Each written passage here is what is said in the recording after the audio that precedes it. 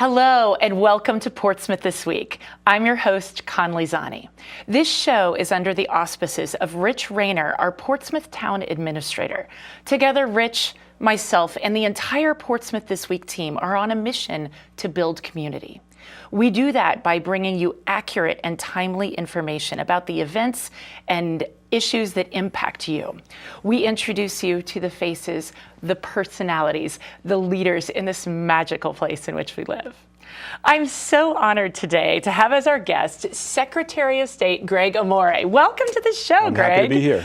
You've never been on this show before, have you? I have not. So welcome to Portsmouth. Welcome. Thank you for coming. I'm in Portsmouth all the time, but I have not been on the show. So. Right. You haven't been in this magical kind of 1970s kind of studio. I'm happy to be here. Thank you. Thank you. Yes, and it's such a busy time of year, so we really appreciate you making... Election season. Used to be election day, now it's election season. Right, and that's what we're here to talk about. I voted. I've got my sticker on. You early vote and you have the proof. I thought it was important to vote today as I was going to see you, and I can report it was an easy, seamless process. A smooth process. That's what we want to hear. Yeah, right? So you called it election season. So that's kind of a newish thing, right, from days gone by, right? Yeah. So Rhode Island offers 3 ways to vote. Okay. Mail ballot voting, which we now refer to as voting from home, because that's what you're doing. You can take some time with your ballot. You can sit next to your laptop. You can look up the issues, the candidates, go to their websites, right? Be comfortable, not be pressured by a line or folks behind you. Yeah. You can vote early in person, as you did, yes. Which is very similar to election day voting. Yeah. And the nice part about early in person is usually there's no wait. There was no wait. It's a really quick process. Maybe 30 seconds. That's it. And so what that does is that helps the voter, right? Because you can kind of plan for a quick process, but it also helps our election workers. Because when election day rolls around, November 5th rolls around, the pressure on them will be much, much less because they will not be inundated with the entirety of our voter pool, and this takes the pressure off, and that's a big deal. And then the lines will not exist to the extent they would if we only had election day voting. So, and then we have election day voting, traditional election day voting, which will still be the option for the majority of Rhode Islanders. So there will still be a slight majority of Rhode Islanders that will vote on election day, and then a little lesser number early in person and by mail. And the key to mail voting now is it's no excuse. You used to have to sign an affidavit, I won't be in town, I'm going to be in college, et cetera, et cetera. Now there's no excuse mail voting. So it's really early voting, but at home. Yeah, okay, so then if somebody does that and they forget they did that, how do you catch that? Yeah, so it's a great question. We get that question all the time. If someone votes by mail, and then they say, well, did I vote by mail, or did I request a ballot? Did it get there? I'm nervous, can I go? So only one ballot will be counted, and your personal voter identification is connected to the mail ballot, and it's connected to an in-person ballot. Now, if you voted by mail, most people remember that, but if they don't, they go into the polling place and they say, I don't know, I think I voted by mail, maybe I didn't, I'm sorry. The poll workers will offer you a provisional ballot, and you can vote that provisional ballot. They'll set that aside in a sealed place, and then they'll research as to whether or not your mail ballot has been counted. And then if it has not, if it's not been received or counted, then that provisional ballot will be counted. There's a lot of work that goes into There's a lot of work. That kind of thing, just that little detail right there, that's incredibly important. Yeah, and the work is spread out, right? So the Department of State, where we are, we don't deal with the election process per se, because I'm an elected official. I'm a constitutionally elected official. So you don't want me counting votes because my name may be on a ballot. You don't want me engaging in solving voter disputes, recounts, et cetera. So we do all the information around voting, right? I'm here for that reason, right? Thank you, I'm the public face for elections in Rhode Island. We are the information agency, and you got a voter guide mailed to your home. Yes. That comes from our office. We prepare the voter guide, and we do all sorts of outreach to communities around voting. But our main job is to maintain the voter registration system. And so our job every single day, not just during election season, is to maintain that voter registration roll. And that's making sure it's accurate. So if we receive reports from the Department of Health or the Social Security Administration that someone has died, we remove that person from the list. Right. If we receive reports from other states, and we're partnered with many other states in something called ERIC, Electronic Registration Information Center, where they are sending us, they're sending us information, and we're cross-checking it with theirs, and we know that a voter has moved, they come off our rolls. So we do that daily. Does every state participate in ERIC? No, they don't. They should. That's tricky, right? They should. I'm listening to that. I'm like, why doesn't everybody do that? You know, Ken Block, the former gubernatorial candidate and moderate party founder, wrote a book called Disproven around the last election. But in the second half of the book, he talks about just that the elections system should be managed in a 50-state way in this regard, so that we're all sharing information. And I could not agree more. Yeah. Okay. But you know, where we're not, for instance, Florida is not part of ERIC. Right. But as you know, Rhode Islanders end up in Florida quite often. Yes. So we have gone in. Our sister state, right? We've made an arrangement with Florida to share information, and we're doing that. Oh, that's really nice. Yeah. Okay. Well, that's fantastic. So tons of work is going. Yeah, into and this, you voted today.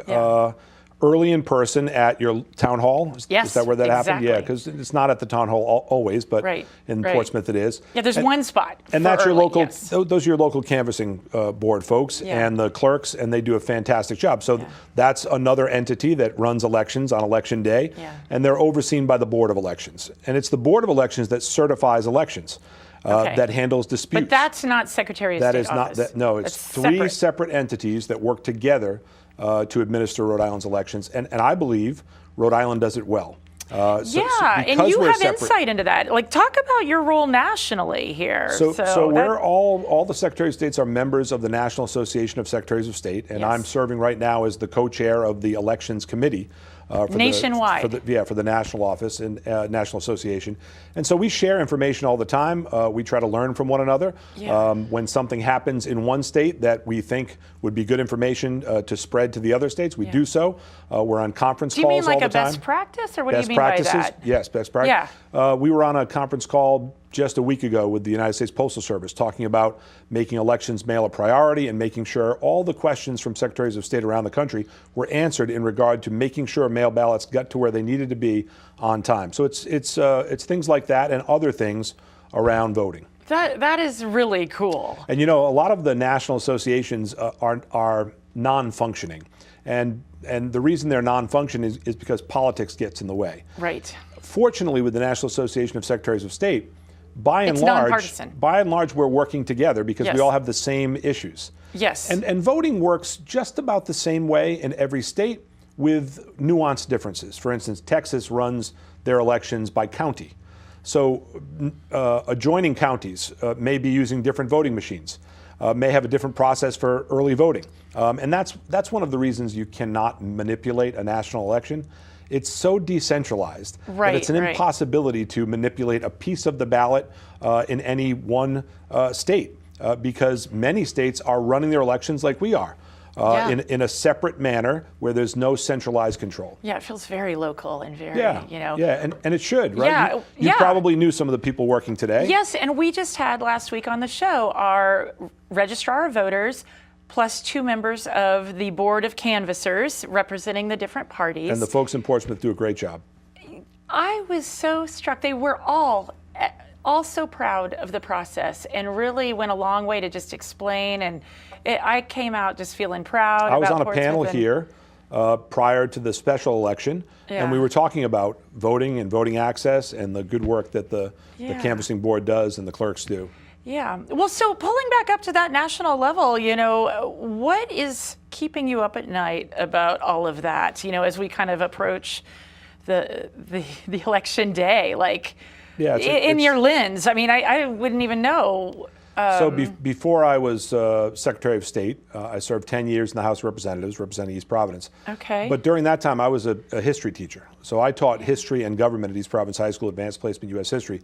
So I have a pretty broad perspective on American history. And what bothers me, what keeps me up at night, is the narrative around our elections. We have had a great history of the peaceful transfer of power, of the losing candidate accepting that loss, and the populace accepting that loss. Right. And the narrative around the last election has embedded in the minds of many Americans as the truth. And despite the fact that it has been disproven, to quote Ken Block's book, and despite the fact that in court after court after court it has been disproven, it has stuck. And many Americans are questioning whether or not elections are safe. And to me, that's concerning. That keeps me up at night, because our democracy can't work if we don't have faith that elections are working.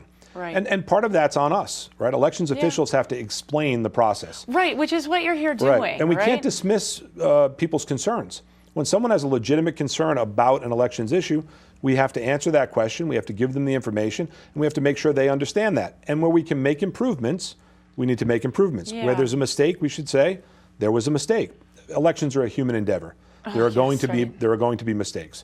It's remarkable how accurate our elections are, considering how decentralized and by the fact that it's a human endeavor.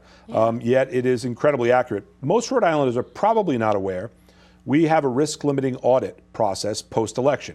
Tell us about that, because that's very important. And it should build confidence in our elections here, because what we do is we randomly select a statewide race from precincts, not every precinct, one race, and it's hand counted and matched up with the machine count.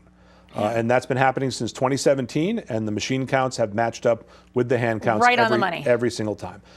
So Rhode Islanders should be confident that our machines are working, and they are accurately capturing the vote of the people. And our machines are tabulators. They are not electronic voting machines. They count votes. We are not connected to the internet. It is, in fact, 98% of ballots in America are paper ballots. There are receipts, and you can do an audit with those receipts. And so we should feel good about our results, because our results are backed up by the audit. Yeah. So back to people's concerns. If in your capacity, in your role, like, what would you say the biggest concerns that you hear? Whether you're like, that's ridiculous or not, right? Like, I try not to do that because not. I think every question around election. I mean, if someone is saying that a satellite switched votes, well, that is ridiculous, because we're not connected to the internet. So you've heard that? Yeah, of course. And we've heard that on the national level. That's just not happening. So that's a misinformed perception. But the mail ballot process is complex. And so it doesn't surprise me when someone asks a question about the mail ballot process. And I'm happy to talk about the mail ballot process, because it's a little different than in-person voting. So you have to request a mail ballot in Rhode Island. We just don't send you a mail ballot. Right. In some states, they send it to everybody. Correct. You're a registered voter. You've proven who you are. You're going to get a mail ballot. And Utah, Washington State are examples of 100% mail ballot voters. In Rhode Island, you have to request that mail ballot. And the request is tied into your voter information and your signature. Your signature is verified by the local canvassing clerk. And then if that's verified and all the other information is verified, the mail ballot gets sent to you. And then it's verified in the back end as well. And it's verified with your voter ID number, with a barcode on the envelope. And again, the signature on the envelope is compared to your application signature, is compared to your DMV signature, is compared to your registration signature. And that's done by two folks sitting at a table like this, looking at a large monitor. Different parties? Different party, either a Democrat and Republican, or two unaffiliated voters. And they're looking at that screen, and they're comparing the signature. And if both of those folks don't agree, that ballot's not counted. And this is all open to the public. The public can come in to the Board of Elections and watch this process and see how it works. Now, these folks are trained by FBI or former FBI signature experts. And I would encourage people to go see that process. And again, if somebody forgets their middle initial, that's not disqualifying. But if your L is leaning in a different direction than it was when you first signed, that is disqualifying. Now, the good news about Rhode Island, we're so small. That ballot is not just tossed. We're going to call that voter. The Board of Elections is going to call that voter, contact the voter, and say, you've got a problem with your mail ballot. We need to help you cure it if you want it cured. We're small enough to do a little We can do those things. High touch. And so someone would have to come in, present their identification, and then create a new signature. Perhaps they had a stroke, and their signature changed. And so then we would start that process all over again. Oh my goodness. All the things you have to think about to make this go smoothly, and people ask whether or not the privacy of their ballot is kept. in that Board of Elections process where the envelope is separated from the ballot and the signature is checked? And the answer is yes, a machine does that. Okay. So once the mail ballot is verified, the signatures are verified, then it's sent to a machine that separates the ballot from the envelope so that no one knows who you voted for. You're connected to your vote, but no one knows who you voted for. Yeah. Well, looking back on your experience, I don't even know how long have you been Secretary of State? So I was elected in 2022. This is my first presidential election as Secretary of State. So it's our first term, just about 2 years in. Okay. Well, I was going to ask if you had any crazy stories you could share of things that you witnessed, but maybe it's a little too early. Well, I think our team gets inquiries all the time. And those inquiries are sometimes just very simple, and sometimes just somebody trying to navigate our website. Yeah. Which I like, by the way. We'll come back to that. Thank you. I think we do a good job even when we're surprised by what the questions are. Yeah. I moved to Florida, and I lived there 7 months, but I'd like to vote in Rhode Island. Well, you can't. Right.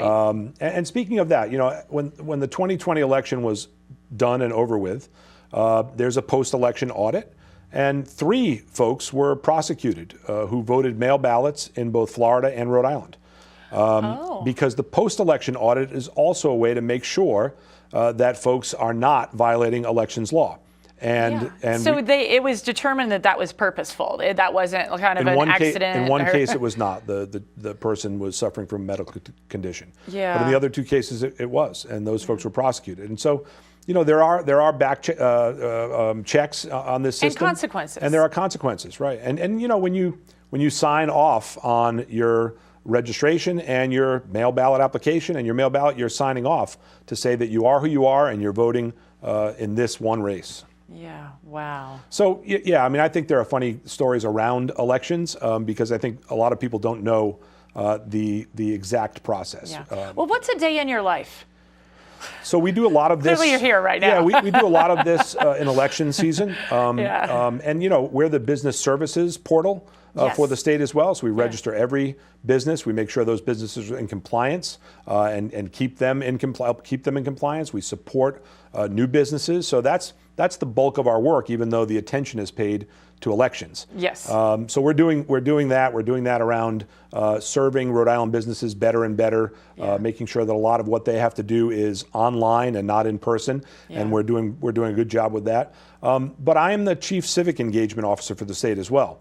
So I'm in What does that even mean? Yeah. So I'm talking about our state's history.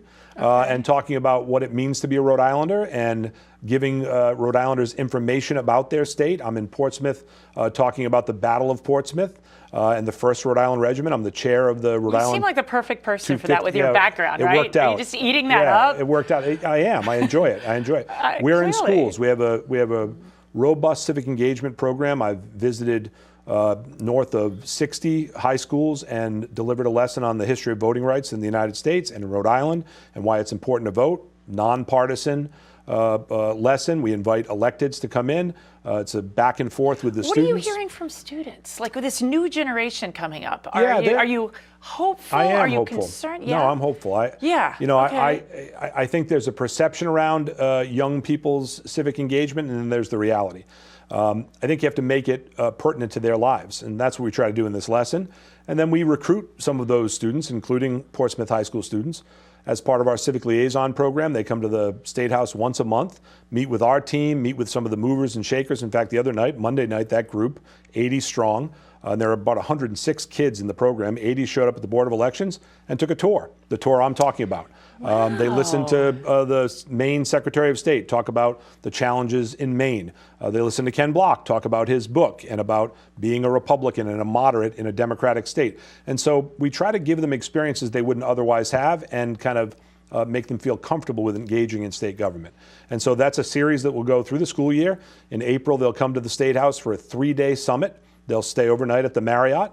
They will spend a day in the courts. They'll eat lunch with the judges. They'll spend a day on the House floor. They'll debate a bill, all free of charge. We have philanthropic and corporate support for this program. And it's our way of kind of bringing Rhode Islanders and Americans together under the banner of we're all Americans under the Constitution, under the Declaration of Independence.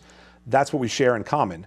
And part of the toolkit that we give these kids is how to engage with one another when they don't agree, to be civil, to understand there's humanity there, a shared space in this state and country. I bet they're doing better than my generation, quite frankly.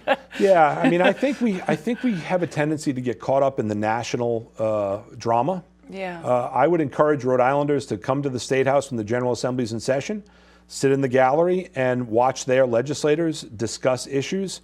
It is not as vitriolic as the national debate. There are not as many ad hominem attacks. It's pretty civil. Now it's lopsided. There are way more Democrats than Republicans, but there are conservative Democrats who have different views than liberal Democrats, and the discussion is civil. It revolves around the issues, and so I think we get caught up in the national narrative and forget that there's government at the local level, the town council, and for the most part, people behave civilly toward one another. Yeah, yeah. So I'm an optimist. I spent a lot of time around young people, so I remain an optimist, and I have a good sense of the history of the country, and so I know we've been through difficult times before. We're very resilient. We have a tendency to take 2 steps forward and maybe a step back, but we come back and move toward a more perfect union. That's such a valuable perspective to have, especially right now, I think. Yeah, I think it helps me sleep. Yeah, well, good. I need some of that, right? I feel like I've just got cortisol running through my veins. So, you mentioned, we have a little bit of a lopsided split here in Rhode Island, and I have a son who's a sophomore at University of Michigan, and he's actually registered to vote there. And I'm so excited for him that I feel like his vote's going to count. Right? Yeah, sure. And, the Electoral College debate. So I didn't know, maybe you don't want to really go there, but I'm just curious. I taught the Electoral College for 27 years. Yeah, so could you tell us a little bit about your thoughts of pros and cons, or however you'd like to frame it? School me, because all I know is I'm just so excited for him. And I feel like his vote is really playing a critical role. And, I cast my vote and I'm proud of it. But I'm just like, okay, I'm just Rhode Island here. Your vote played a critical role in all of those down ballot races and the state questions. Right, and I would have gone if it wasn't a presidential. And the historical perspective is there was a time when Rhode Island was purple. There was a time when Rhode Island was Republican. Yeah. And New Hampshire is just about the same size, and they're a swing state. Right. And I guess they're leaning Democrat in this particular race, but most often they're a swing state, and they get attention because of that. So as a Rhode Islander, I hate to abandon the Electoral College because we swing above our weight. Right? Oh, okay. We're 4 electoral votes out of 270 needed. Right? If it's a popular vote contest, you might as well spend your time in Brooklyn as a candidate, and you'll get 3 times the votes you could get in Rhode Island. Okay. Right? So that's kind of a Rhode Island perspective. However, we claim to be a democratic republic, lowercase d, lowercase r. And in all other cases, the majority vote selects the winner of a race. Yeah. Only the presidency is not selected by a popular majority. Right. And so I don't blame Americans for being upset around that reality, because it doesn't feel right. Yeah. But you would have to change the rules of the game in order for it to be fair, right? Of course. Because the campaigns are running an electoral campaign, right? If you were running a popular vote campaign, it might be done in a different way. So we can make an assumption that the popular vote winner in any election would have been the popular vote winner had they played by popular vote rules, but I think that's a leap. And so I have moved to the view that we should probably have a popular vote to select president, but it has to happen with the agreement of the American people. And unfortunately, a lot of times we are very self-centered in regard to our ability to elect or not elect. And I started being self-centered. Rhode Island's small. You're so diplomatic. I love it. Yeah. I mean, I'm a Rhode Islander. I want to matter. I want to matter too. Yeah. And by the way, I'm glad you brought up Michigan and voting as a student, because you have one choice. You can either vote your home address and stay a voter, or you can choose to vote in the state. That's right. We made a choice. That's it. Now you're stuck with that choice. Yep. Happy about that choice. That's it. Yes. Yeah. So I think people think that students can kind of vote at school they can and vote at home, be fluid. and they cannot. Okay, well that is really important. So you had mentioned that again in your experience that you are always learning. And there's a couple things that you might want to change in the future. Can you talk about a couple of those things, or maybe there's just one? No, sure. I mean, I think we should have a same-day voter registration process in Rhode Island. Okay. We do not. But for the presidential, we do. Can, We do. Right? Yes. But for the other, the entire ballot. Okay. The entire ballot. So we can do that now, and I'm glad you brought that up. Because if you miss the registration deadline, then you can still go and vote for president and vice president on a separate ballot. You do that at your city or town hall, most likely. That was key too, right? Not at your polling place. Not at the polling location, correct. And that's a nice option, right? Because you're an American citizen, you should be able to vote that. Yeah. There are also limited ballots. Let's say you moved from Portsmouth to Middletown, and you didn't meet the requirement to change the 3rd-day requirement. You can vote a limited ballot, so you'd be able to vote in the congressional race on all of those state questions, but you wouldn't be able to vote in the local election. So, my view is that if someone has established residency, and almost all the states that have same-day voter registration for the entire ballot have a residency requirement, 30 days. Yes. You've established residency, you should be able to register right up until the last moment. We can handle that bureaucratically. Yes. Rhode Island can. We can. We can do that in a way where we're going to get that information to all 39 cities and towns, so no one is going to be going from town to town to town and same-day registering. Not only that, there's a more robust identification process with same-day. You not only have to present a photo identification proving who you are, you also have to present some documentation as to where you live. And in places like North Carolina, North Carolina, New Hampshire, it's more than one. Now the General Assembly would decide what was required of a same-day voter, but I think it's opportunity. And for folks, yesterday I was at the naturalization ceremony at the district court, federal district court. And so 51 new Americans took the oath. It's a wonderful experience. It does. And everybody's so proud, and they've worked hard to do that. I have some friends that have gotten their citizenship. So I've gone with them. They can't vote their ballot, right? They've missed the deadline. Right. So the most American thing you can do, vote. They're unable to vote in the community that they've probably lived in for 5, 6 years, contributed, paid taxes, right? Maybe have a house. Those folks cannot vote a full ballot. And to me, that's wrong. And so we should join the Republican states, many, the purple states, and the blue states who already do this and have same-day voter registration. I love it.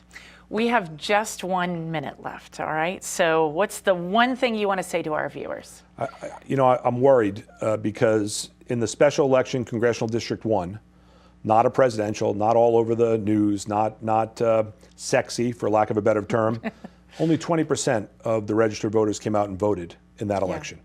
And we're in trouble. Democracy's in trouble if our citizens do not participate. If you're on the sideline, you don't have a voice. And so many people have worked so hard over the course of the history of this country to gain that vote. To not use it is a shame. And it's how democracies backslide when people don't participate. Oh my God. Couldn't be said better. Thanks. Thank you so much for being on this show. It was a pleasure. Really appreciate it. I hope you'll come back. Thanks for having me. I will. Of course. My guest this week has been Secretary of State Gregg Amore. We'll see you next time on Portsmouth This Week.